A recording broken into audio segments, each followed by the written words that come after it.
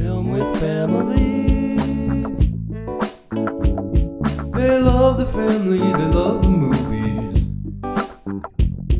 Hello and welcome to Film with Family. I'm Austin. And I'm Zach.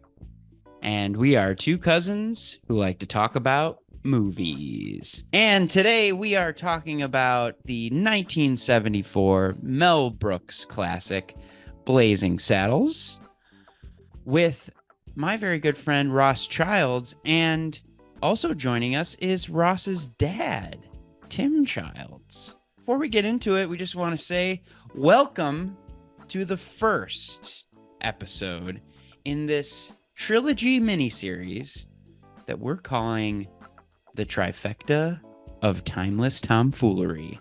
3 comedy classics.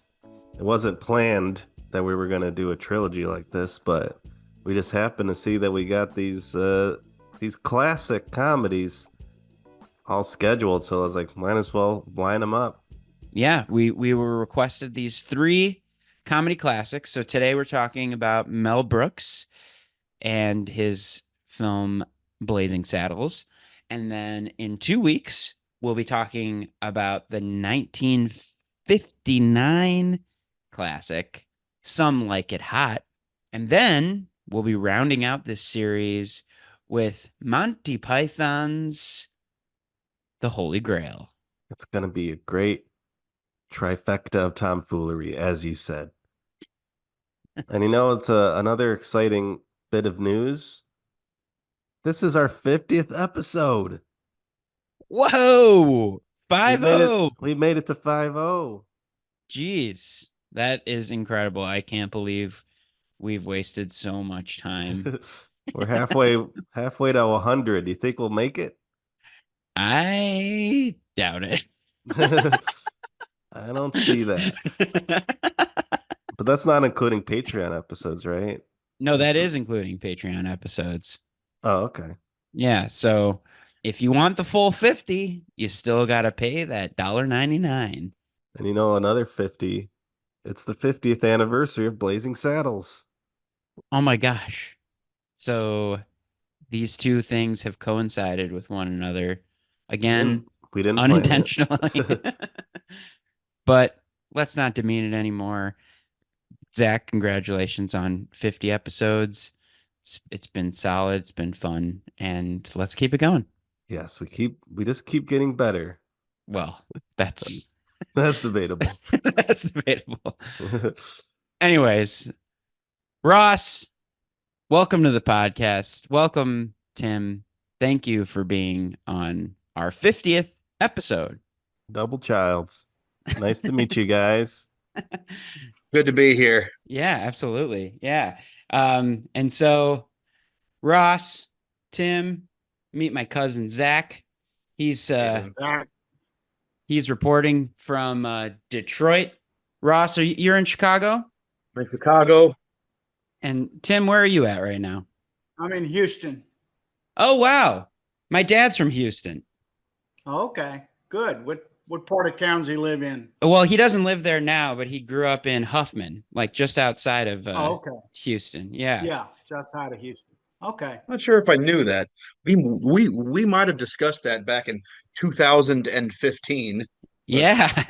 Yeah, back in the day when we so Ross and I met, almost 10 years ago, which is also crazy to think of. Jesus. Yeah.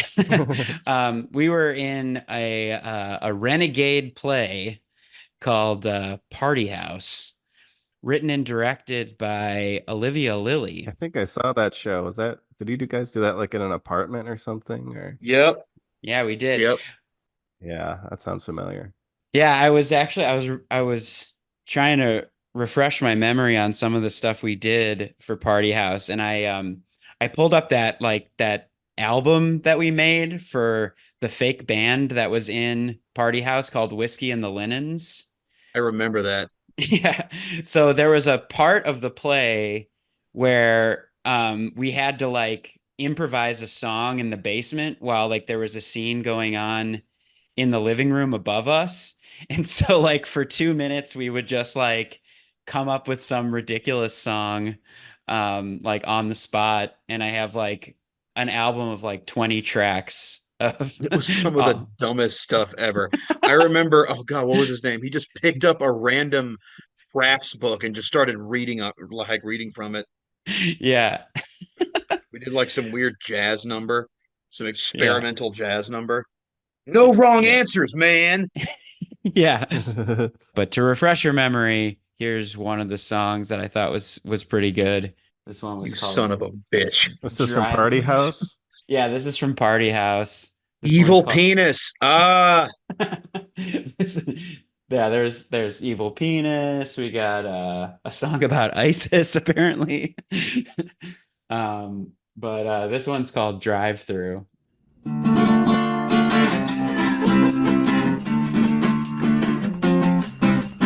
Ross on guitar.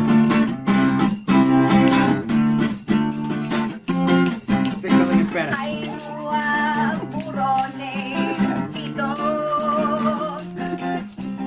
el burrito tito, pito, poquito.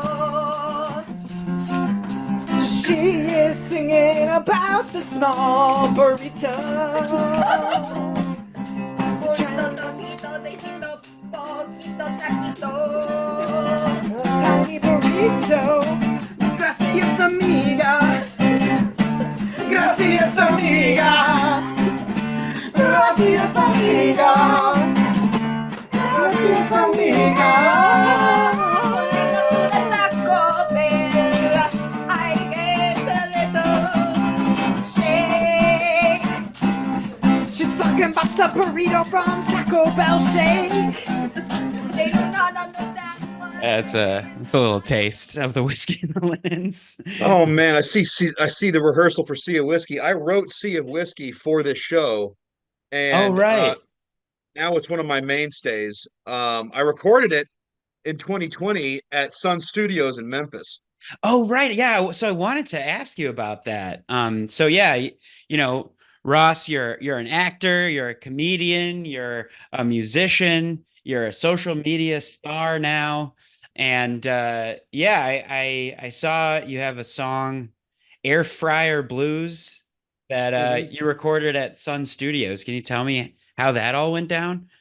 Well, I mean, the song was going to be called "Air Fry the Rich" because that's the chorus. But I naively thought, well, I don't want to give away the joke in the title, so I called it "Air Fryer Blues" at the suggestion of the bass player who I work with up in so in November of 2020, my then girlfriend, now wife Wow. Laura. Yeah, that's right. I'm married, bro. So we drove from Chicago to Memphis, made a little weekend of it. My mom and my dad flew in too. Oh, awesome. Um, we went to Graceland and did a tour of Sun Studios, and then they stuck around for the recording. So I recorded 3 songs while I was at Sun. And so the way I paid for all this though was I because I was an Uber driver at the time. Oh, So wow. because that technically made me a small business owner, I Mm. qualified for an SBA loan for 2020. Oh, And wow. so I spent a chunk of that doing something I've always wanted to do, which was record at Sun.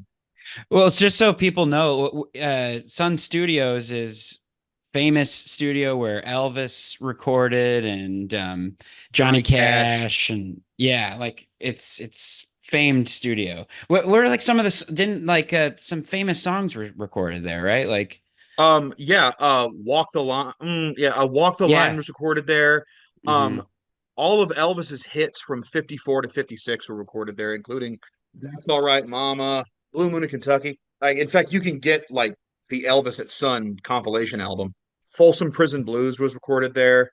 Howlin' Wolf recorded there a little bit before he came to Chess here in Chicago. Yeah. Um, Great Balls of Fire by Jerry Lee Lewis was recorded there. Suede Shoes by Carl Perkins. Oh, Blue Suede Shoes was recorded there. Hmm.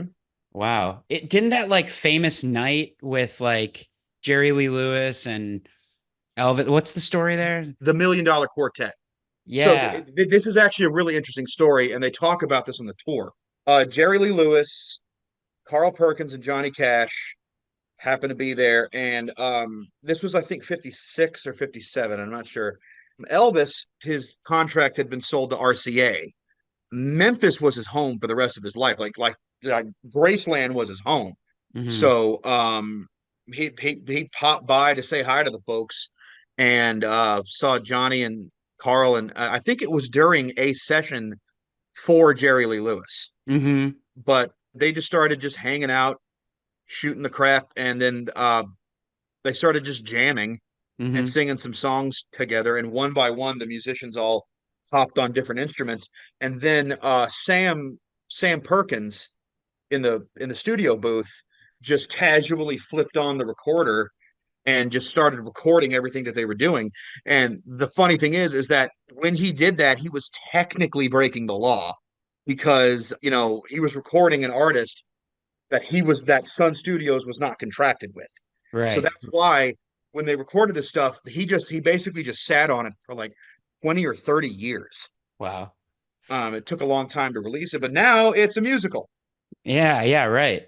And so what was your experience like recording there? I was very nervous, to be in those hallowed halls. They have this little black X on the ground where Elvis stood when he recorded "That's All Right, Mama," his first single, Yeah. and that's where all the singers who still record there stand because it's the optimal place. But they brought in a bass guitar player and a drummer. The drummer's Mm, named Graham Winchester, and the mm. bass player is Mark Edgar Stewart. Both of them are incredible Memphis musicians in their own right. This is how fucking amazing they are. Excuse my language. That's okay. Both of them. I recorded like acoustic demos Hmm. on my phone, just using the voice memos on my phone. I recorded acoustic demos of the three songs that we recorded there, and I sent them just like a rudimentary chord chart of like, oh yeah, this is what I'm playing, this is the key it's in. And that was a week beforehand. I showed up the night that we were recording. You'd have think these guys have been playing these songs for 20 years. That's amazing. Yeah, this was the first time I'd actually played with like legit studio musicians, and like Hmm.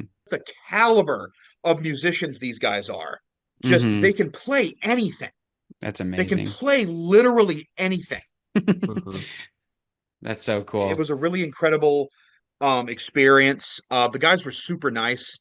Hmm. Were very welcoming and accepting and helpful. Yeah, and all that stuff is up on Spotify, right? You can listen to it. You can Spotify, listen. Bandcamp, all over the place. They use DistroKid, so they distribute it. The three Nice. songs that I recorded there were Sea of Whiskey, this other song called Broken Bottle, and then Air Fryer Blues was at the time the most recent song I had written. In fact, it was so recent. This is one of the cool things about working with these like top-notch musicians. The song Air Fryer Blues originally included a guitar solo, like a country sounding guitar solo that I wanted to put in there. But Mark Edgar Stewart, the bass player, said, "I'm gonna be honest with you, man. This song doesn't need a guitar solo. It needs another chorus." Mm. And it's a comedy song, so the choruses are all slightly different and include kind of different jokes. So we took like 15, 20 minutes to just like write a chorus in the studio, and that was a really cool experience too. That's And there's a really line in awesome. there, it's the third chorus where I say, Freddie Smith from FedEx, he's got a full rack of ribs, because FedEx is based out of Memphis, and Frederick Smith, the founder of FedEx, lives in Memphis. So it was a little tip of the cap to Memphis. So To Memphis and FedEx. Here's a fella, Elon Musk, right inside a big corn husk. How about the Brothers Coke? Marinated in liquid smoke, the entire Walton family. 15 minutes, extra crispy. Bloomberg, Bezos, Trump, Commandant, cooked in a fryer from Amazon. Don't be sad about billionaires dying, you're already hungry. Let's get frying. Air fry the rich, air fry the rich. Gather up the blood that's blue, put it in a pot, we'll make fondue. Air fry the rich, air fry the rich. Freddie Smith from FedEx, he's got a full rack of ribs. Nice. So you can find this Rothschilds on Spotify, or what's your musician name? Rothschilds, I couldn't think of a good one. Okay. Like Rothschilds just seemed fine. Yeah. It's got a good ring to it. Just know if you Google me, you're probably going to come up with a couple of Rothschild conspiracy theories first. So you got to sift through those. No, I do not control the global cost of petrol. Well, you're being modest because if you look up Rothschilds on Google, what comes up is your TikTok channel, which is pretty amazing. You've developed quite the social media following, and I just saw that your TikTok just crossed 500,000 followers, 500,000 followers. That's incredible. Took long enough. I'm grateful. I'm grateful. Yeah. How did that happen? Who is Crabman? Okay, Crabman, the name came from another song I wrote called Crabman that I wrote while I was working at Grubhub. My buddy Jake Duar, he helped record it. And that's just a song about a guy who's half man, half crab who just trying to do his best and taste delicious. A lot of my songs are about eating people. Gonna have to unpack that with a therapist one day. I think cannibalism is funny. Yeah, so I mean, like, how did it all start? Right. Like, did you just start like? So I got on TikTok in 2019 just because it was the latest hot thing, and I put up videos every now and again. Nobody watched them. Nobody saw anything. In fact, I distinctly remember the first video I posted that got more than 1,000 views was this random shot I took of an Astros Brewers game in Milwaukee that I went to with my buddy Stuart. And then, it just like one thing kind of happens after another. There are creators on the app who hit the ground running and like immediately develop a following. It took me over a year. Because I remember I charted this at the start in January of 2020. I had a following of like 3,000 some odd people, and by January 2021, around New Year's, is when I crossed the 100,000 follower threshold. Wow. So 2020 was a big year for me. Yeah. I assume that's because there's so many people at home, pandemic. So it was fortunate that I was already on TikTok and had some kind of, a baseline going. Although in the beginning of 2020, I hadn't found my niche yet. If you watch my videos scrolling back the past 5 years, you'll see a guy throwing everything against a wall and seeing what sticks. I did this thing where I would go to liquor stores and say what your choice in alcohol says about you. One of them is like, oh, you're drinking gin. I am a writer and I am depressed. And then Scotch is I'm a successful writer and I am depressed. That kind of thing. And then my dad, I don't know if he's there right now or if he's doing something else. He's here. I'm here. Okay. Yeah. So the thing that I became known for the most on TikTok are these videos. I call them my benches videos, but really what they are like old school, low budget style advertisements for places like come to such and such. They have this, that, and some of these. But the first one I ever did was in June of 2020. It was the Lone Star Flight Museum, and my dad and I went. This was before his first knee surgery. And I was just like, let's just give that old patella one last ride. And I hadn't been to the new facility because they moved. And I was talking to Laura. I was texting her and sent her a picture of where I was. We had originally just gone to just go to the museum, but then she texted back planes, like in all caps. And I kind of just ran from there. Yeah, and that's like kind of, so you're like, I noticed your catchphrase now is fresh. Yeah, that developed organically. Okay. With just because I used to just say trash cans, but then I don't remember exactly when, but I just one point just decided to go like, yeah, it stuck. And now you got t-shirts. People are buying the merch. Yeah, I need to promote that merch more. I'm really bad at self-promotion. Wait, what's the catchphrase? Is it trash? It was kind of No, it's getting trash. Oh, trash. TRRRAYSH. Okay, I got it.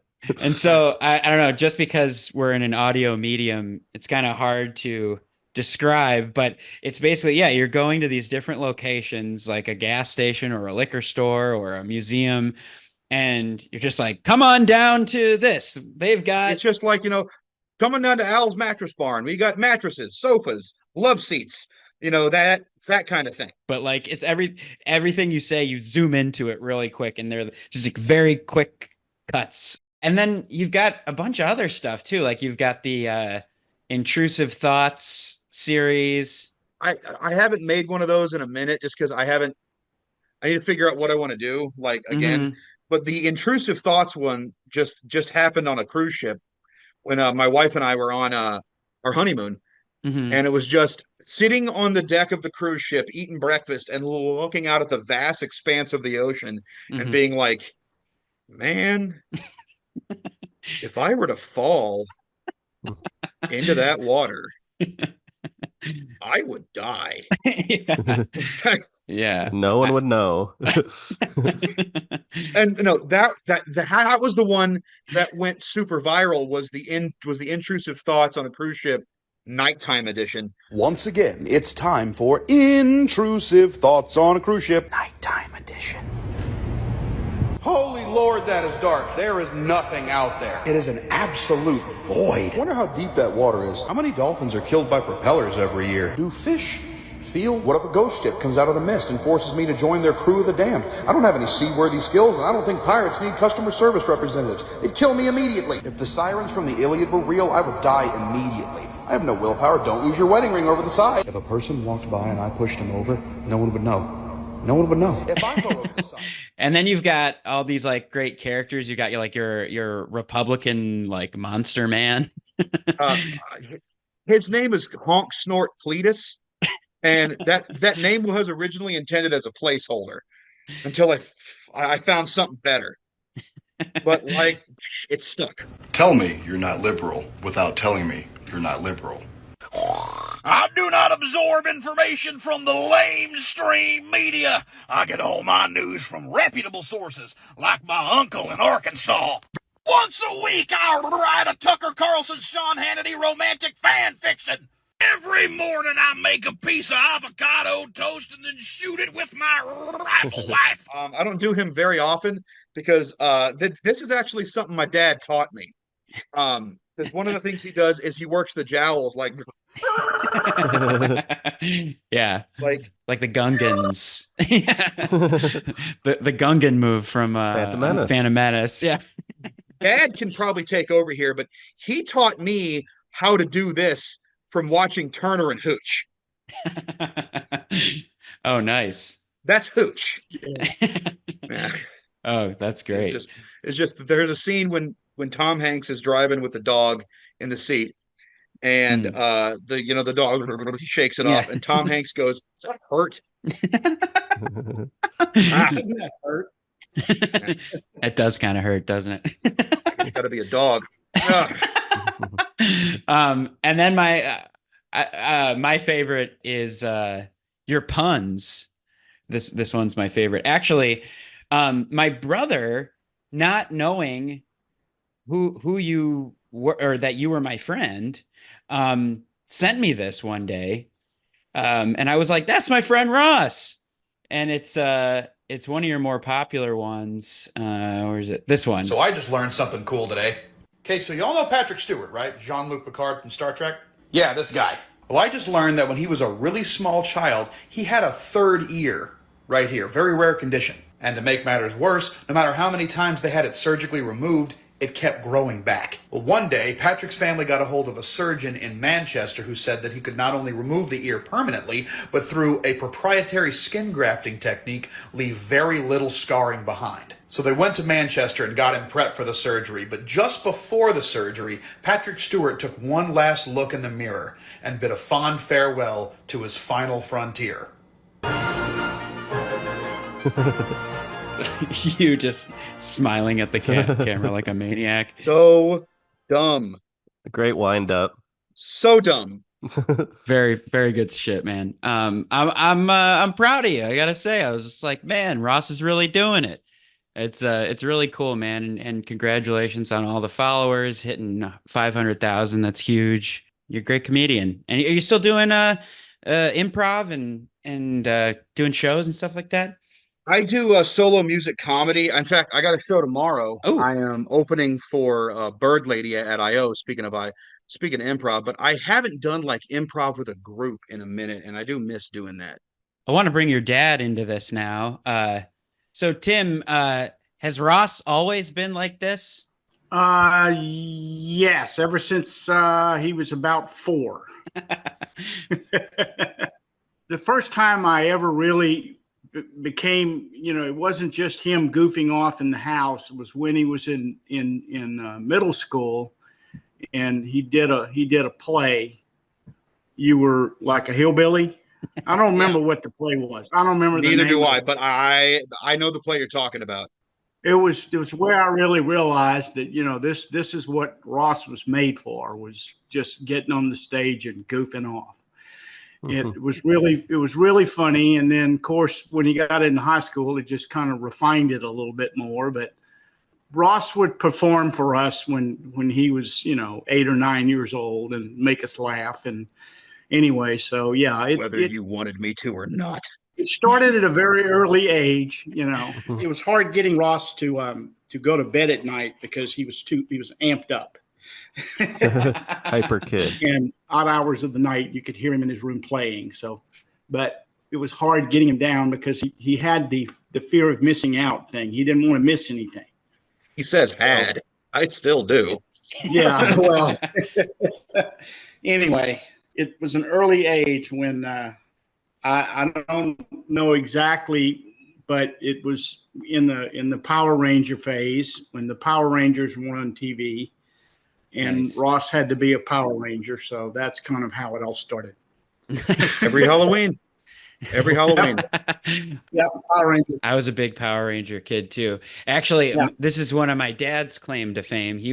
My dad was an actor, and he taught stage combat, and he taught the Black Ranger stage combat. And so whenever whenever I'd be watching and he'd be like, I know that guy. Like he was Wow. cool. Kids programming is very hard to make. Your range of emotion has to be cranked up to like a 12 Right. because kids, they react to the big because you got to be big for the kids. It's like Mhm. that shit's exhausting, man. Yeah. Yeah. So I'm curious, was movies like a big thing in your household growing up, or like what's your guys' Yes. relationship to movies? I mean, we used to go to the movies quite a bit, but it was really mostly just taking Ross and my daughter to the movies. I don't remember exactly, but we would probably go to the movies at least 2 or 3 times a month. My dad showed me a lot of my like favorite movies of the day. Like to this day, one of my favorite movies of all time is Apollo 13. And I credit Apollo 13 with 2 things. Apollo 13 jump-started my interest in history and like my fascination with like ships and vehicles and rocketry, things like that. But I also credit the performances in Apollo 13 with making me want to be like an actual professional actor because it's such a great movie. And Dad showed me that movie. I think that movie came out when I was 8. Yeah. I'm trying to remember other movies. Oh yeah, you showed me The Right Stuff. That was with Sam Shepard playing Chuck Yeager. Oh yeah. I just saw that at Music Box last year. It was beautiful. First time ever seeing it. Great, great film. We rented it from Blockbuster back when it was a double VHS. 2 VHS tapes. Yeah. Hell yeah. It's a long movie. It's like 3.5 hours or something. Yeah. But it flies by. So who was it in Apollo 13 that inspired you? Was it Tom Hanks? Was it Gary Sinise? It was Tom Hanks because I remember like Apollo 13 is what made me fall in love with Tom Hanks as an actor. I think before that I had seen Splash, but Apollo 13 was the one that said like, oh yeah, That's Tom Hanks. Mhm. That's actor Tom Hanks. And then after that, I also saw Castaway. Yeah. And because of Castaway, if ever I get a chance to, I haven't done it in a TikTok in a minute. I did a TikTok, a benches video of Dick's Sporting Goods. But if ever I come across a volleyball, Come on down to Dick's Sporting Goods in Schaumburg, Illinois, and see jackets, sleeveless shirts, shirtless sleeves, basketballs, footballs, volleyball. Oh my God, Wilson! What are we gonna do, Wilson? I'm sorry, Wilson! Mannequins, head no smashy, David. Fitting room. Oh my God, Wilson! Wilson, I'm sorry, Wilson! Oh my God. Wilson, no. Dude, I remember seeing Castaway in the theater and we were all crying. get you. Like, it made you fall in love with a volleyball, you know? Yeah. So did your dad introduce you to Blazing Saddles? Yes, he did. He introduced me to Mel Brooks. Mhm. He also showed me Dr. Strangelove as a kid too. But that was when I was a little bit older. Nice. So yeah, can you guys tell us about like what effect did Blazing Saddles have on your, sense of comedy and like what was that first watch like? Tim, do you remember when you showed Ross the movie? I remember in 74 when I first saw it in the theater, I was just amazed. The thing that amazed me the most about it was, my God, Mel Brooks can get away with anything. Mel Brooks basically said, if you're going to use comedy to offend people, you have to offend everyone. In Blazing Saddles, he didn't hold anything back. He just went after everybody. And that was what made it so funny, was you never knew what he was going to do. Yeah, he pushed a lot of boundaries. His style of comedy was kind of different. I mean, he opened some doors really in that movie. Absolutely. So do you remember seeing it in theaters back in the 70s? Yeah. And was the crowd going wild? Oh yeah. People were just going nuts. I mean, it was just so funny. People were just laughing at everything. I mean, of course, the famous fart scene, which I found out was the first time a fart was shown in an American film ever. What? Oh yeah. Yes. Oh yeah. I didn't know that. Yeah. I mean, that was typical Mel Brooks. He was like, okay, I'm going to experiment with this and see what people think about a bunch of cowboys sitting around a campfire eating beans,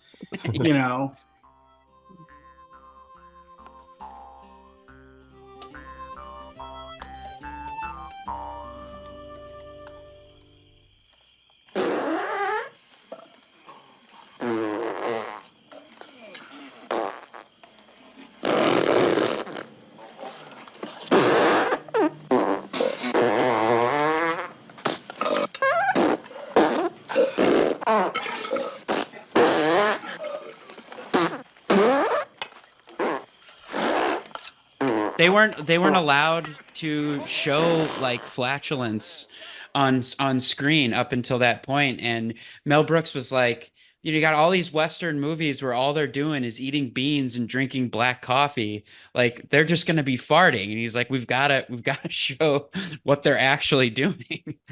I mean, like you're going to be hard pressed to find a stronger, healthier colon than a cowboy's. Yeah. I remember as a kid seeing that, my dad showing me that movie because of the fart scene. Like he was like, you have to see this as a child. And I remember it like being formative to me, like being like, God, this is just the funniest thing I've ever seen. And of course, the everybody in the theater was basically rolling on the floor laughing at that. It was no holds barred in that movie. I mean, it was like, what's he going to do next? Exactly. I will say, Dad, that fart scene, the first time I saw it, I think we had to pause the movie because I was laughing so hard. Right.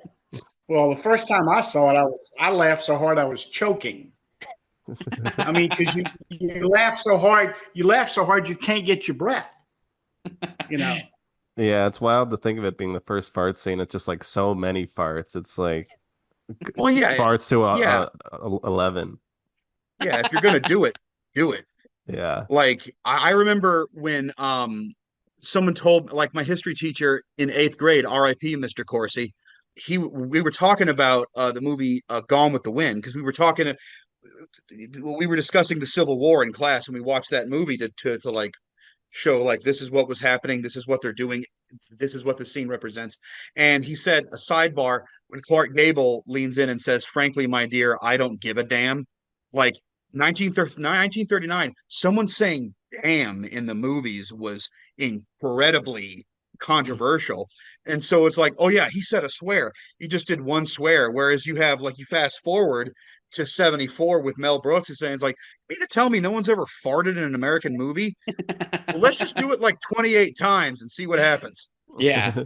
Yeah, no, and he even he turned up the volume of the farts, so they're like extra loud, because he knew that people were going to be laughing so hard at it, that he was like, we need people to continue hearing how many intense farts that we're going to be having in this. So I mean, it's I sometimes think about the recording process of that. How many of them were just like mouths up? My dad, he does this way better than me, but like like that stuff. And how many of it were like actual farts? Beautiful. This is perfect podcast content. There you go. Oh yeah, that's another thing my father bestowed upon me. To create a perfect fake fart sound, you take your hand like this, like you put your thumb out and you do a 90-degree angle between your thumb and your forefinger, and then you put your mouth on the little flap of meat between your thumb and your hand, and you get a good, first of all, lick it, and you get a good seal. Make sure you got a good seal, and then you just blow. And then you kind of like wobble your hand up and down to let air out the top and the bottom.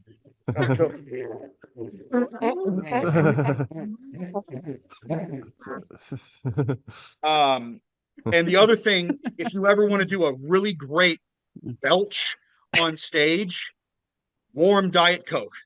My dad taught me that one. I have done it. It is foolproof. Warm Diet Coke. Warm Diet Coke, like room temperature. Do you remember how old you were, Ross, when you saw Blazing Saddles?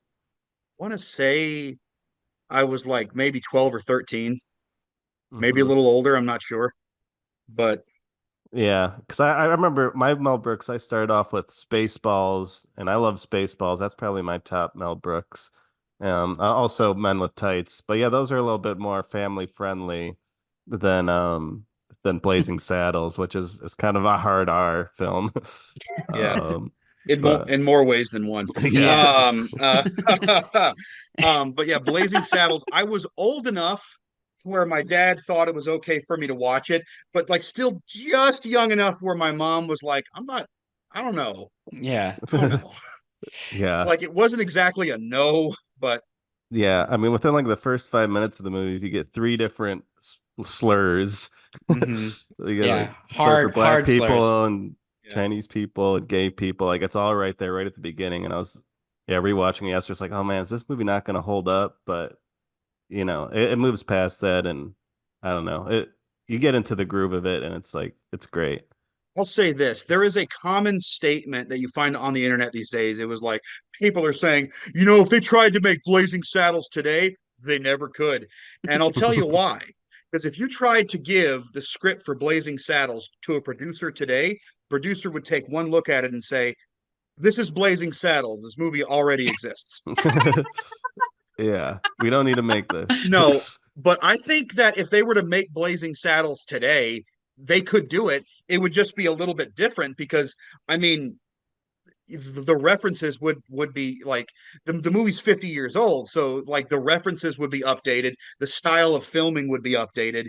You know, there's certain things. Yeah, there's certain things you probably can't get away with. But you know what? I take that back. Mel Brooks is the kind of person that like, I'm a big believer in that you can joke about anything you want any subject matter, but the more offensive or controversial the subject matter, the funnier the joke has to be. Right. Right.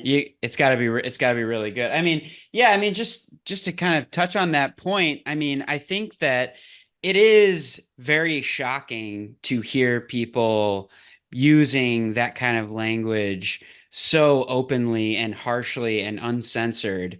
But I don't think that it's, oh, it was the 70s, so we can just say that kind of thing. It was Mel Brooks very pointedly being like, I want to show what people would actually be saying back in those days, back in the the 1800s. Whereas, we'd had years and years, decades in the 50s where every single TV show was like this kind of whitewashed Western that was very sanitized. Whereas like Mel Brooks was like, no, we're going to show exactly what they were like and show that these people were morons. I mean, he says it straight up. He's Right. like, Got to remember that these are just simple farmers. These are people of the land. The common clay of the New West. You know. Morons. Somebody go back and get a shitload of dimes. I love that line. We're gonna need a shitload of dimes. Is that Slim Pickens that says that? Yeah, it's a Slim Pickens, which, by the way, I love a really good introductory line, like a character's first line, the first thing you hear from this character. And it's when all the guys are trying to get the railroad workers to sing sing some songs. Yeah. And they're jumping around and singing Camp Town Ladies. Yeah. And Slim Pickens, Hester Taggart comes by, and his first line of the movie, he goes, "What in the wide world of sports is going on here?" Yeah. Yeah. He's so good in this. And I love the other hillbilly too. What's his name? Lyle? Lyle, yeah. Burt Gillum. He's just got such a incredible face. He's one of I want to find some more movies that he was in, because I've got to think he did a lot of westerns in his time. He's in like Fletch and just like, he's just a character actor. He's in a ton of stuff. He's in like The Love Bug and Back to the Future 3 as the Colt gun salesman. That's right. Yeah, that's right. He's the guy who's going like, it's like, "You just use this, sir, no charge. I want everyone to know that the gun that brought down Biff Tannen was a smaker." Yeah, exactly. But yeah, he says in some behind the scenes stuff that like he had a really hard time. I was having a lot of problems calling people what I was having to call them in the thing. Cleveland was great. When we were doing the scene out there on the desert, he said, "If I thought you would say those words to me in any other situation, we'd go to Fifth City. But somebody wrote these words. This is all fun. You say anything you want to say. And if you want to say it differently and even add stuff to it, go right ahead. Mel will go along with that." It was like, we're making a movie. We're trying to prove a point here. And as much as Mel Brooks is coming at you hard right off the bat with the language, he's also subverting like what your expectations, because exactly what Lyle says, he's like, sing us a song, like a Chain Gang song, and they like bust out this like beautiful like a cappella harmony song, and I get no kick from champagne, mere alcohol doesn't thrill me at all. So tell me, why must it be true? Yeah, so good. I think it's from Anything Goes, but I'm not sure. Do not quote me on that. Yeah, I mean, you actually have Count Basie in this. Yeah, in the middle of the desert. Yeah, that's one of the things I love about Mel Brooks is the sight gags. Mhm. The sight gags, like he's riding by with the Count Basie orchestra playing, and then all of a sudden you see the orchestra, and it's like it doesn't do anything to serve the plot. It's just they're kind of there. He doesn't say anything, but it's just like, and it's actually like, Count Basie. Yeah, that was actually Count Basie. Yeah, so many fourth wall breaks, which I feel like that probably wasn't even like that much of a thing in the 70s. I feel like that's like treading new territory too, like doing just like the characters looking straight down the camera and just like addressing the audience kind of stuff. Harvey Korman, chewing the peppermint, and you're like, but where do I find such a man? Why am I asking you? Yeah. For my money, I honestly feel like he's the MVP of this movie. I mean, I feel like everybody does an incredible job, but he is just so on the ball. And when I say that, I mean paddle ball, obviously. Yeah. Oh yeah. This freaking thing is warped. Why do I always get a warped one? Ross, I gotta leave. I got my rodeo call coming up. Oh, right, well, a rodeo call. Yeah, he's on the rodeo committee for the Houston. Yeah, do you have any final thoughts about Blazing Saddles before you head out? Well, it's one of my go-to movies. Is Blazing Saddles, and then when you need a good laugh, you always go to that, or you go to Mad World, or there's a couple of others, but Blazing Saddles is one of always my go-to movies. Do you have a favorite line or something? God, there's so many, but the scene where they're riding through the desert and they get to the toll booth is like, to me, that is just classic of where did he think of this? The Panamanian Thruway. Now what'll that asshole think of next? Has anybody got a dime? I don't have a dime. Somebody's got to go back and get a shitload of dimes. I'm so glad that you mentioned that. That's classic. That is Mel Brooks classic right there. Yeah, that's great. You know what's funny? I thought the line you were gonna say was when he's doing the long line of villainous people and bringing them in, and it gets to the Mexican gang, and he says, "Here, take a badge," and the guy goes, "Badges? We don't need no stinking badges." What's funny about that line is when I first saw that, I just thought it was a funny line. I didn't know it was a reference to an older movie. Oh, I didn't know that either. It's a line. It's almost word for word a line from the movie The Treasures of the Sierra Madre from 1948. Oh, I didn't know that. Yeah, I did sound familiar. I feel like I'd heard it before, but I thought it came from Mexican that. bandits, and like they're trying to get someone to come out of a cave. I don't know the exact context of the scene, but this guy screaming down says, well, if you guys are lawmen, show us your badges. Oh, and he goes, badges? You don't need to see any badges. We don't have any badges. We don't got no stinking badges. Well, Tim, I know you got to get going. So I just want to say thank you for showing Ross this movie. And well, I appreciate y'all inviting me, and it was a lot of fun. Y'all take care. All right. Bye. Bye, Dad. Thanks for coming by. Good luck with your rodeo conversation. Right. Cool. That was great to have your dad on here. Thanks for getting him on, Ross. We love to have the family on Film with Family. Yep. Wouldn't be a Film with Family without the family. Should we say like the general premise of the movie in case people haven't seen it? Yeah, it's been an hour. We might as well. Yeah, it's a pretty simple structure for a movie. I don't know, Tim, if you want to kind of break it down what this movie's about. Or Ross, I mean. He's no longer here with Sorry, Zach. Tim is gone. It's okay, Zach. Let him go. I miss Tim. Premise of the movie is there is this railroad operation going on, and it's 1874, so it's less than a decade after the end of the Civil War. So you had I assume this is in California, like it's supposed to be, gold rush, post gold rush California, because none of these towns are real. Hedley Lamar, played by Harvey Korman, building a railroad being built by a combination of black and Chinese railroad workers, and of course the people who are in charge are a bunch of inept white dudes who just scream and holler and do stupid white people shit.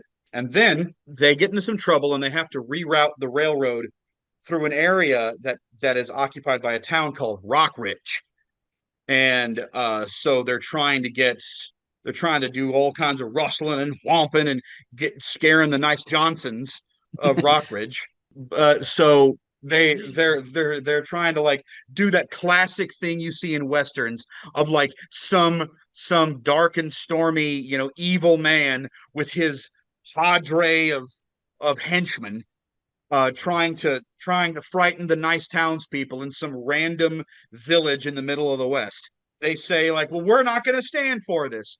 We're going to get a new sheriff, and the honorable governor William J. LePetomane appoints Bart, played by Cleavon Little, one of the former railroad workers, as the sheriff at the suggestion of Hedley Lamar, thinking, oh, black sheriff rides into town. They're not going to be okay with that.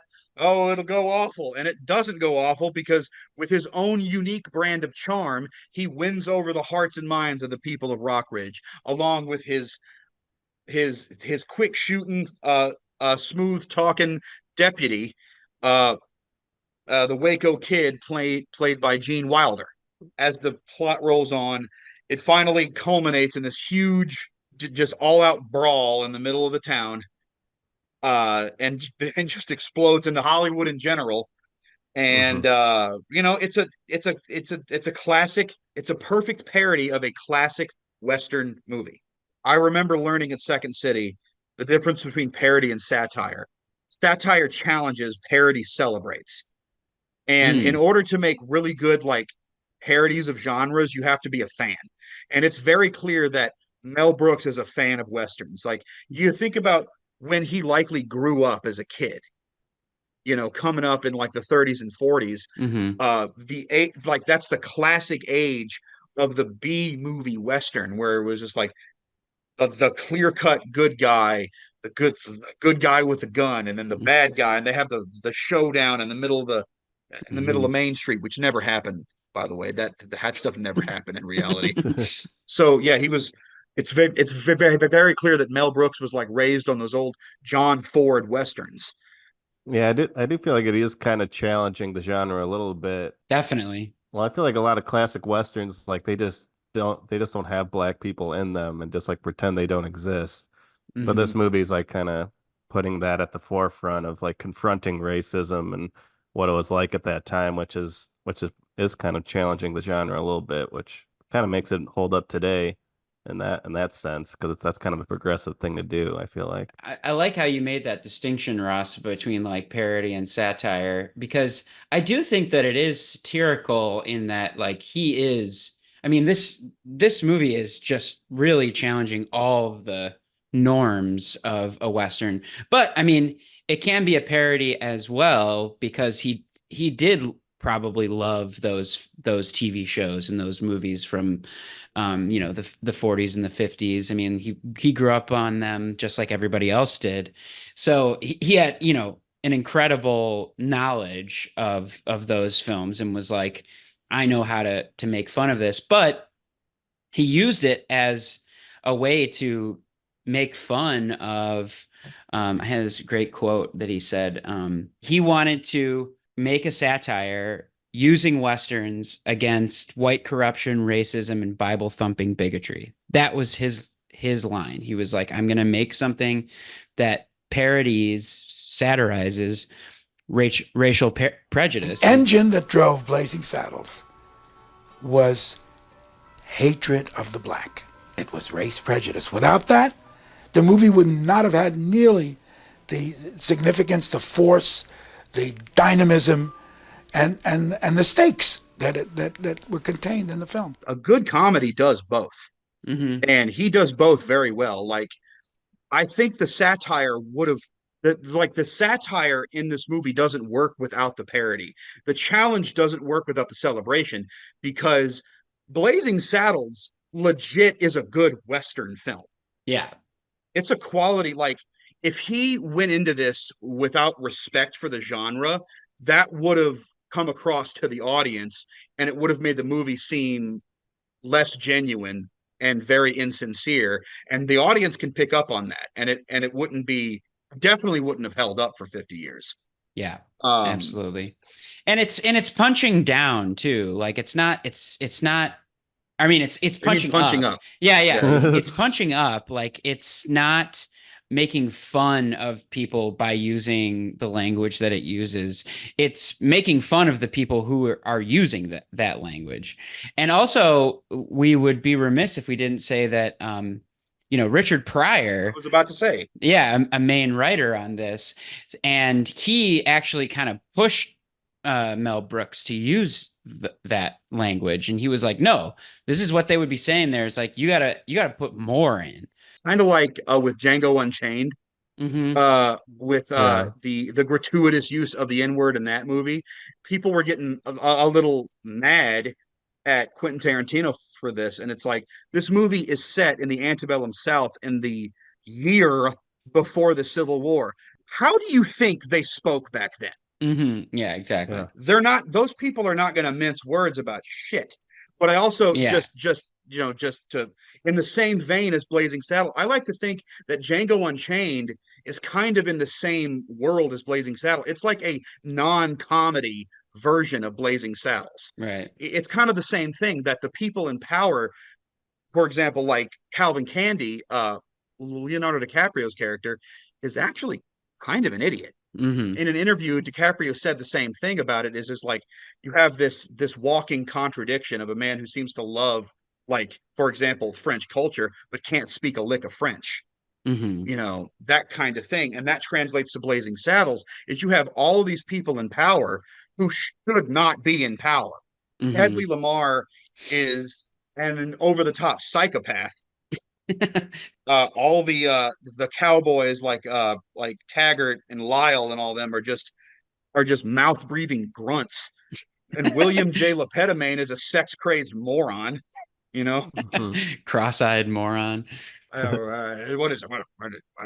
I love he's like, work, work, work. Hello, boys. Hello, boys. I miss you. Yeah, Mel Brooks as the governor is so funny, with just like him like bopping up and down in the chair and staring at his secretary's breasts, like just like a dumb child. Like he's hilarious. And also his quick cameos, like a Jewish Native American chief, is really funny. Yeah. Awesome game. Vita said, take off.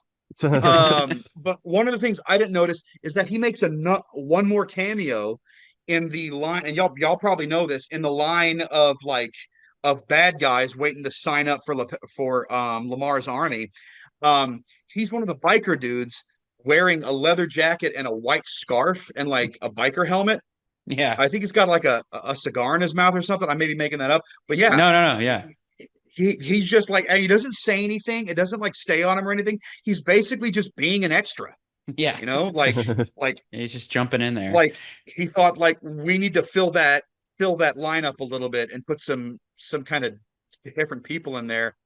He goes like, screw it, I'll do it. Yeah. Like, like him playing a Native American is him also commenting on Hollywood, where it's like back in those, old Westerns, they had white people playing the Native American characters. And so he's just like obviously going all out with like having the Hebrew on his like headdress and speaking Yiddish and being like, I'm clearly a Jewish white man. Like if you were lucky back then, you might have gotten like a Mexican American actor to play a Native American, but like it was the longest time in Hollywood before actual Native actors were able to play natives. I mean, Native up until Americans in movies, like the few years ago, I feel like that like Killers of the Flower Moon got so much acclaim for actually using Osage people in that film. So I mean, it's been a long time coming, and still an issue. What does that say about us as a culture and just the world of entertainment in general, that you just say, this man, let's applaud this man for casting correct people to play these parts. Yeah. Like I know. Like this is where we are. Like, yeah, I feel like we should be further along as a society. Yeah, but we're not. We're not.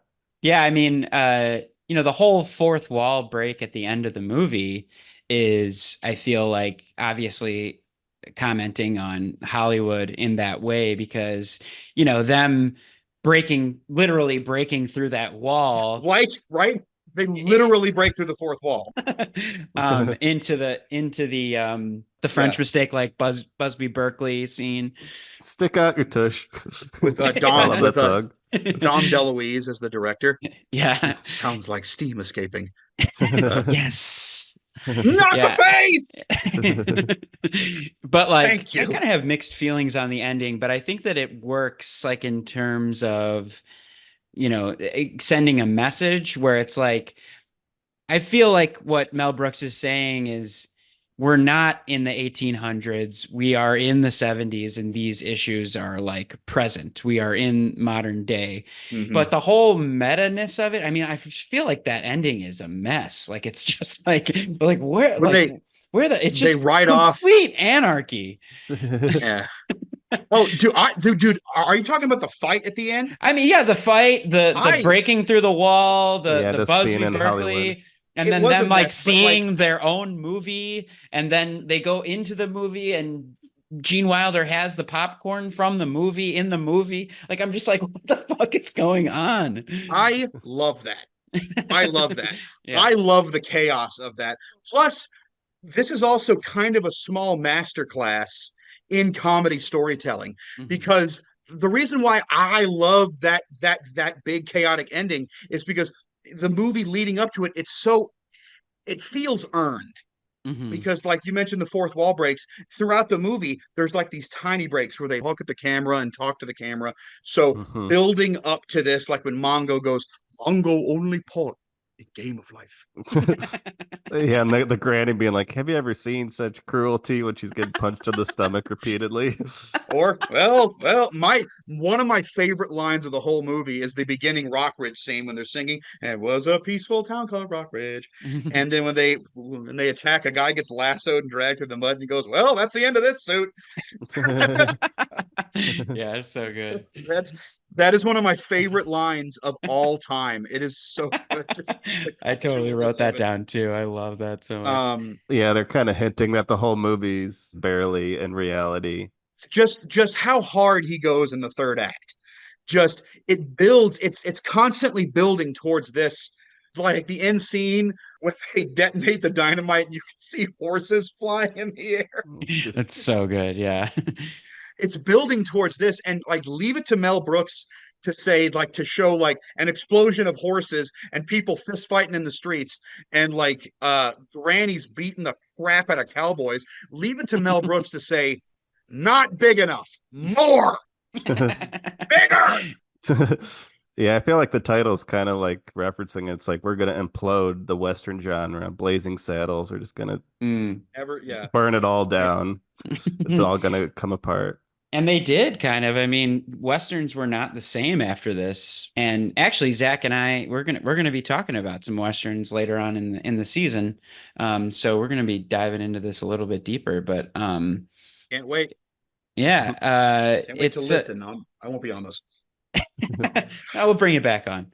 The problem with Westerns that I think Mel Brooks like definitely hit on with Blazing Saddles is that Westerns from like the golden age of the Western, the 40s, 50s, and 60s, the age of like Gunsmoke and Bonanza, the original 310 to Yuma, or the Searchers, like the John Wayne days, is that they have a tendency to romanticize the West and romanticize that time period. And here's Mel Brooks saying, hey, look, it's okay if you like this stuff.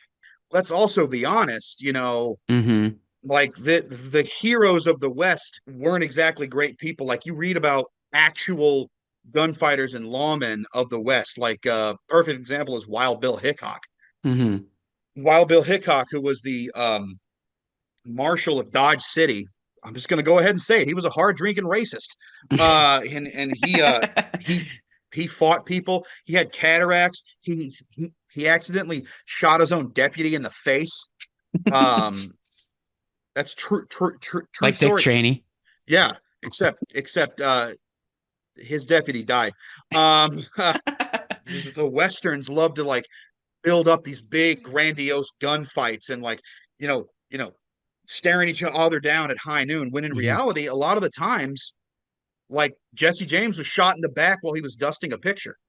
Yeah. You know, so yeah, there was this tendency to romanticize the Hmm. West, and you know, he was like, no, screw that. Yeah. Like these were real people, Yeah. and they were flawed just like everybody else. Yeah, Wild Bill Hickok's in Deadwood, the TV show. I don't know if you guys watch that show, but that's like another great Western kind of representation of like actually having the characters like saying awful language and really betraying how nasty this culture was and how nasty the language was and how racist it was. Yeah. That's like my dad's favorite TV show ever is Deadwood. So I thought I'd give that a shout out. Wild Bill's in it. I used to have Deadwood, but then I discovered Viagra.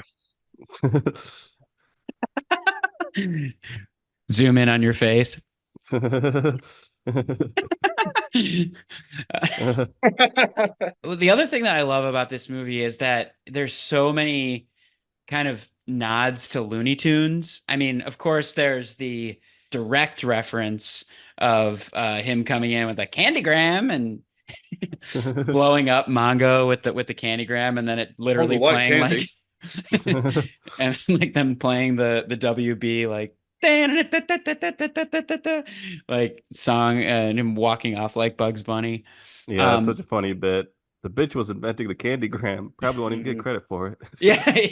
Man, Mongo, you want to talk about one of the best characters of the whole movie. Oh, God. Played by Alex Karras, who my dad was the one who told me about Alex Karras, about football player. I'm trying to remember who he played for. Fun fact though, Alex Karras, in addition to being a professional football player, he was also a professional wrestler. Oh yeah, no, he played for the Detroit Lions. Oh really? Yeah. But he was also a wrestling character named Dick the Bruiser. The Mad Duck is what he was nicknamed, I'm seeing here. But also, not to bring things down a little bit, but Alex Karras died in 2012. He was one of 3,500 former NFL players who filed lawsuits against the NFL in early 2012 over the long-term damage caused by concussions and repeated hits to the head. So he was like one of the first people to kind of call out CTE, and interesting. Yeah, I mean, he's incredible in this movie. I mean, Mongo is so good. Yeah, just that little section of the movie. Never mind that shit. Here comes Mongo. Never mind that shit. That's probably my favorite line of the movie. That cracked me up the hardest last night. And also the other guy that's just like who sees Mongo rolling up on that bull, and he's just like, "Holy shit!" Yes, no. Yeah, he's got the yes, no on the ass, and then he can't park there. punches the horse. Yeah, socking that horse is such an incredible shot. Yeah, definitely one of the most memorable images from the movie. We haven't really talked about Gene Wilder at all, but I feel like he's kind of a big part of this movie for me. I think he's the Waco great. Kid, man. I think he's so funny in this movie. He's still got such a great chill demeanor to him.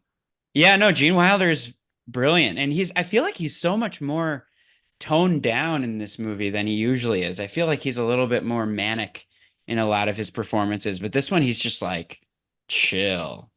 Most people call me Jim. Yeah. So good. Yeah, he doesn't come into like I checked the time code like 32 minutes into the movie. Like he's a late addition, but he really does he brings some energy to the movie as soon as he's introduced, and such great chemistry with him and Bart.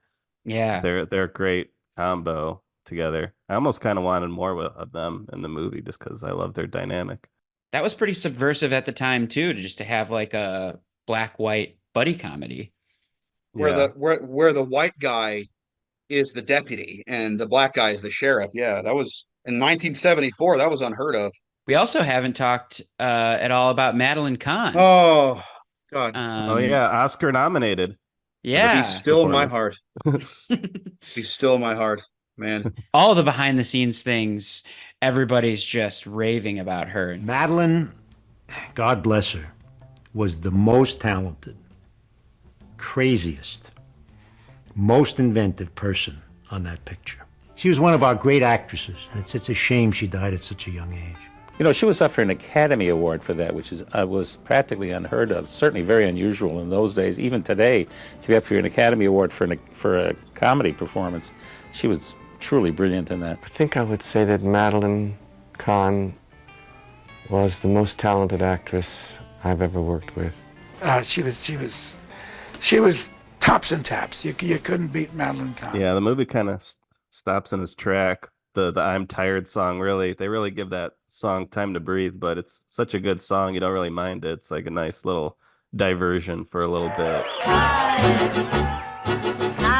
of playing the game. Ain't it a friggin' shame? I'm so, let's face it, everything below the waist is kaput.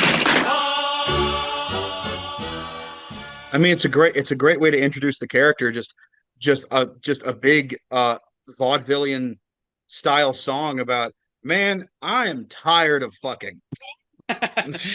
Yeah, it's kind of funny how it's like, again, subverting like the idea of like just like this sexy woman coming out, where usually it would be like, hey boys, but this one she's like kicking dudes in the nuts and just being like, I don't want to fuck anymore.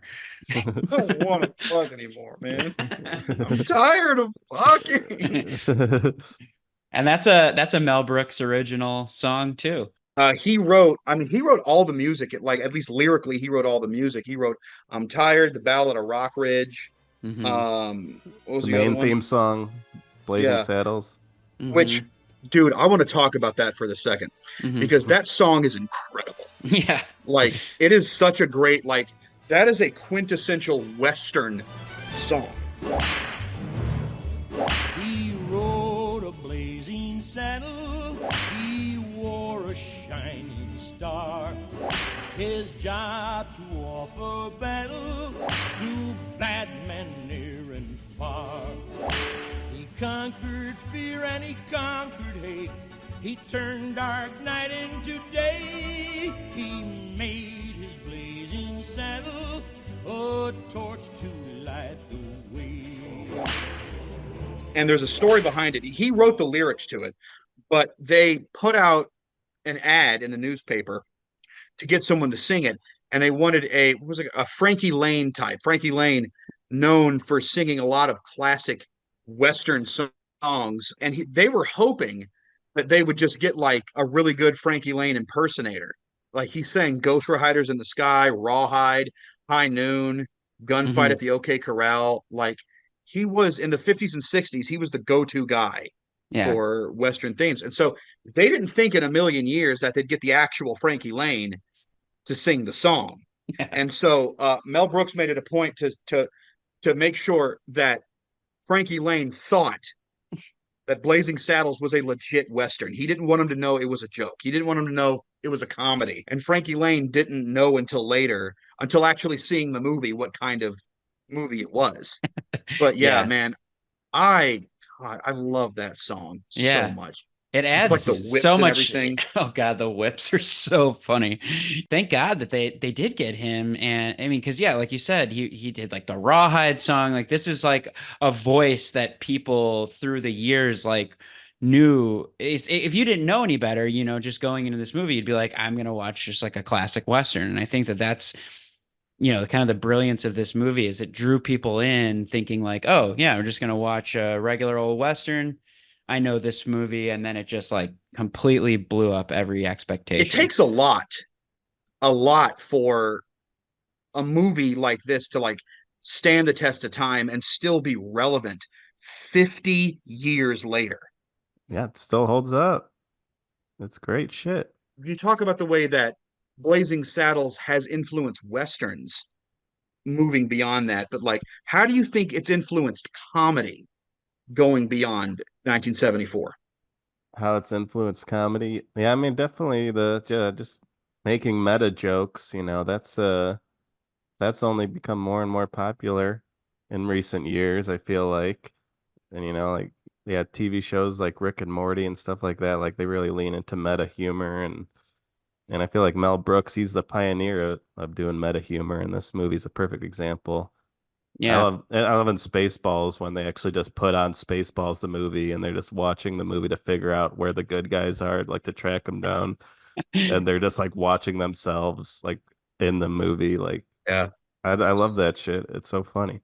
this movie does it too with Hedley Lamar going to see Blazing Saddles in the theater, and that's how he figures out that Bart's like right outside the theater. He's like, "Oh shit, I gotta get out of here."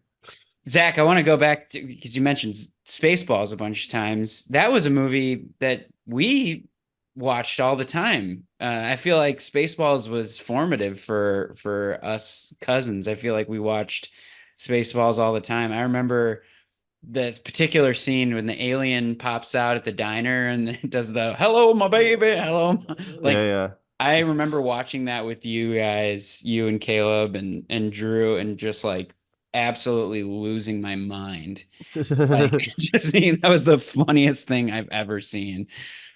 Yeah, great bonding. Watching Spaceballs. Yeah, that movie gets me. One thing I didn't realize, like when I saw Spaceballs before I saw the movie Alien. I didn't realize, like, I mean, I knew just because of the zeitgeist, because of how popular that movie was. I knew that the alien popping out was a reference to Alien and the guy saying, "Not again." I didn't know that, like, they got John Hurt, the original actor, Yeah. like, to do, like, I Yeah, didn't that know blew my that he mind got, too. Yeah. yeah, That's him. Yeah. like that's the kind of pull that freaking Mel Brooks has. Like, Yeah. Mel Brooks wants you to do something, you pretty much do it. I mean, they nearly got John Wayne to play the Waco Kid. Really? Yeah, they sent him the script and he was like, they actually were talking to him in that commissary. That's the actual commissary of Warner Brothers, and they were sitting in there and they saw John Wayne. He was like, "Yeah, I saw that script." He was like, "But I heard you used some foul language or something like that." And so he didn't do it because and a lot of people passed on it because they were like, it's too blue or whatever. And they originally wanted Gene Wilder to play Harvey Korman's part. And Richard Pryor is supposed to play Bart. Yeah. Or they're throwing that idea around. I'm not sure why he didn't do it, but I'm trying to remember why he didn't. Why they went with Cleavon Little. It was actually an insurance issue because Richard Pryor had a lot of drug issues at the time, and so Warner Brothers did not want to like take the risk of having him. I think there's a story where he like he was going to play Bart, and they were like, he wasn't showing up to set, and they were like, "Where are you?" And he's like, "I'm in Detroit." Like, "Why are you in Detroit?" He was just like, I don't know, I just made it here. I heard a few different stories about that, but yeah, it was basically just because the studio didn't trust him to pull off the part. He wasn't like a huge star at that time. Mel Brooks was kind of taking a chance, but he stayed on as a writer, and he wrote like all of the Mongo stuff. That's all Richard Pryor. yeah, that's some of the funniest shit in the movie. If you shoot him, you'll just make him mad. No, don't do that. That commissary fight. I love, like, you talked about the influence of Looney Tunes on that, and that's one of the things that made Mel Brooks so fantastic, is that he didn't shy away from the slapstick of cartoons. Yeah. And that end fight is like perfect example of the influence of Looney Tunes, because I remember, cartoons with like the moving fight cloud, and it would just suck people into it. Yeah. And like it was just like fists and stars and things and kicks coming out of the cloud, and just the increasing ridiculousness of a massive fight just growing. Yeah. And just enveloping more people. And all of a sudden, I love the gag of the tour going, Yeah. It's like, now we're going to go to the Warner Brothers commissary where many of the stars come to eat lunch. And then they leave and they're just covered in pies. Yeah. One of my favorite characters, just going back to the Looney Tunes of it all, is Gabby Johnson, the frontiersman. I'm leaving. Till you get back here, you pass. Can they say to winter? Ain't no way that nobody's gonna leave this town. Hell, I was born here, and I was raised here, and dadgummit, I'm gonna die here. and no sidewinding, bushwhacking, hornswoggling, crocker is gonna roll away biscuit cutter. It just walks off. This is my favorite line. Who can argue with that? Rubber. I think we're all indebted to Gabby Johnson for clearly stating what needed to be said. I'm particularly glad that these lovely children are here today to hear that speech. Not only was it authentic frontier gibberish, it expressed a courage little seen in this day and age. Now, who can argue with that?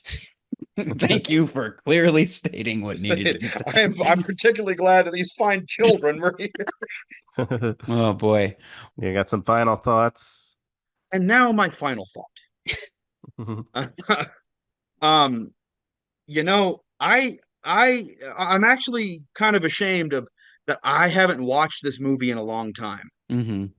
But like every time I see it in stores or on streaming pass by, I'm always like hit with like a bunch of really fond memories. Watching that fart scene as a teenager and just exploding with laughter. Yeah. And the innocuousness of the like or the ubiquitousness of the fart joke now, I didn't realize how big of a deal it was. I'm grateful that Mel Brooks exists. I'm grateful that he was willing to take these risks, and I wish that the Academy Awards would take comedies more seriously. Like when it comes to challenging modern day preconceptions, comedy does it way better than drama, and yet drama is the one that gets all the attention. Right. My final thought: it's a great film. If you haven't watched it, you should. Mhm. And I want to give a shout out to my lovely daughter Eloise. Daddy loves you. In case you ever listen to this in the future, I'm talking to you from the past, sweetheart. Oh, it's like that movie Frequency. Oh, but yes, I love you, Ellie. The child's child. Do you think that you'll show her Blazing Saddles? And if you will, what age do you think you'll show her? If I do show her, it'll probably be around the same time, the same age that I was, like maybe between 12 and 15, like that window, assuming she's interested. Like assuming she wants to watch it. Yeah. You know, I'm not gonna force I'm not gonna say, you sit and you watch this. All right, we're gonna do this and then the Star Wars trilogy, and you're gonna like it. Yeah, well, I'll say it's a classic comedy, and I'm glad I revisited it too, because it's been a very long time since I've seen this movie. Yeah, I feel like I got the jokes more this watch than I ever have before. Like, I don't know, there's a lot of dumbness in this movie, some dumb humor, like the farting, but it is pretty smart in a lot of different ways. So I really appreciated this rewatch, and I feel like I got more jokes than I ever had before. Yeah, I'd say, if you watch it, don't be deterred by the beginning with all the slurs, you'll get used to it, and it's all for a point. We're not used to hearing like racial slurs and stuff in movies so much anymore, but I feel like there's a reason why Mel Brooks is putting it in there. And yeah, I got a new appreciation for Gene Wilder in this movie as well. Just like the way he lifts up his shaky hand and all that. I don't know. He's so great. And yeah, Austin, you said Hedley Lamar's your MVP. My big critique is I think there's a little bit too much of him. I would have liked more Gene and Bart, because I think their dynamic's great. And I mean, Hedley Lamar, he's funny, but I feel like he's almost half the movie, and I kind of want a little bit less of him. Even though I did love him talking to his froggy toy, that was really nice. Ribbit. But yeah, that's kind of my main critique, is could have used a little less of him, more Bart and Gene. Fair. And I love the ending of how everything devolves into madness, and I think that's a really fun way to end this insane, absurd movie. It feels very appropriate to me. And I love that he invented the candygram. He doesn't get enough credit for that. Yeah. Yeah, I loved this rewatch. I went into it a little cautious because of feeling like it wouldn't hold up. Our next episode, we're going to be talking about Some Like It Hot, which is also known as a great American comedy. And I kind of went into that movie the same way, just being like, oh, well, this not hold up. But there's a really smart subversiveness to this film where they're really using it for a point. And I think Gene Wilder put it best, where he said, they've done something, the writers, remarkable, in that they've smashed racism in the face and the nose is bleeding, but they're doing it while you laugh.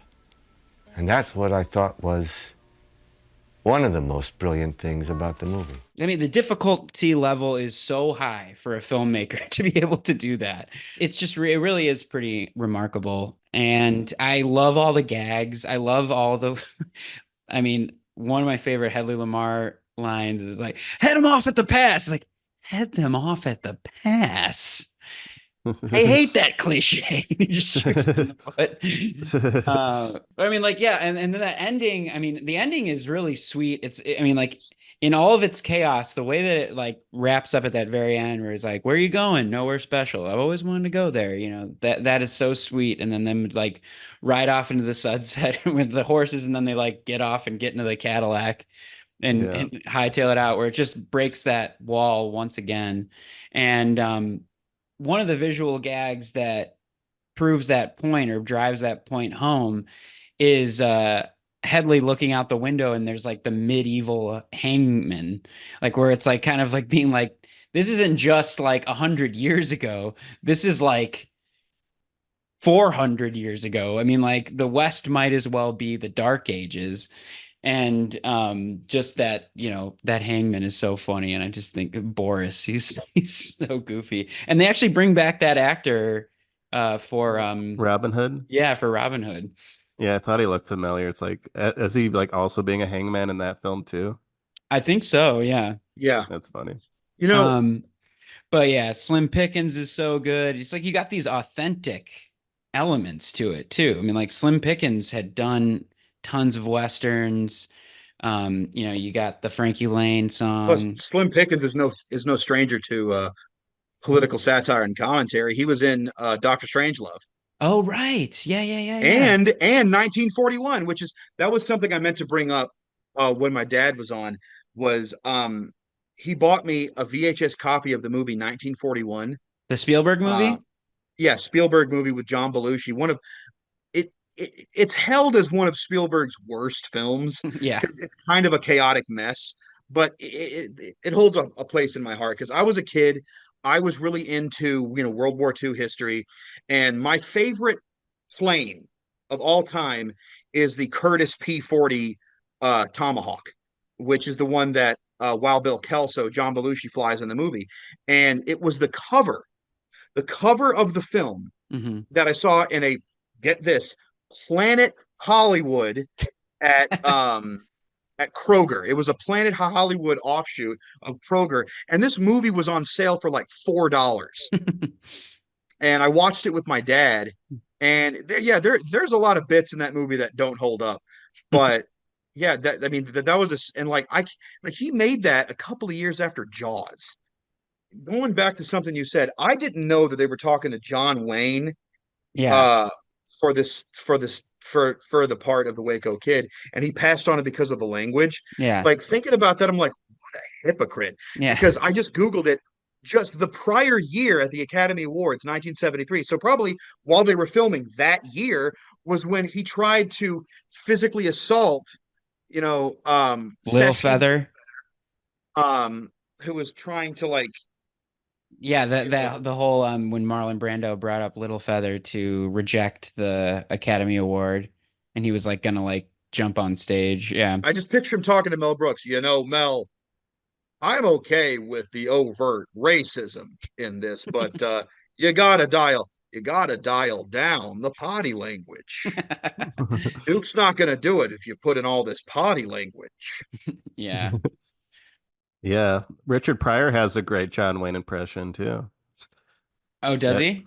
Yeah, I would just remember that in one of Richard Pryor's special. He has a really funny John Wayne impression. So I guess, yeah, Richard Pryor, he's a fan of the Western genre. So it makes sense why he's such a good writer for this movie. Mm-hmm.